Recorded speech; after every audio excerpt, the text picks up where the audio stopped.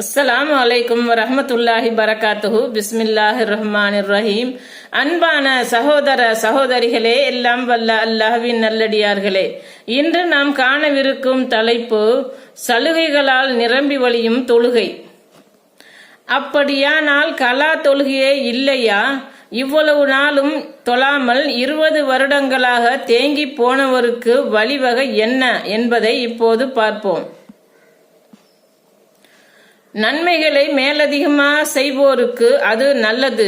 நீங்கள் அறிந்திருந்தால் நோன்பு நோற்பதே சிறந்தது. அல் குர்ஆன் அத்தியாயம் 2 வசனம் 183.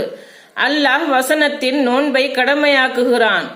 185வது வசனத்தில் நோன்பு மாதம் வந்து ஒருவர் நோயாளியாகவோ அல்லது பயணத்திலோ இருந்தால் ரமலான் மாதம் அல்லாத வேறு நாட்களில் நோன்பு நோற்க வேண்டும் என்று நோன்பை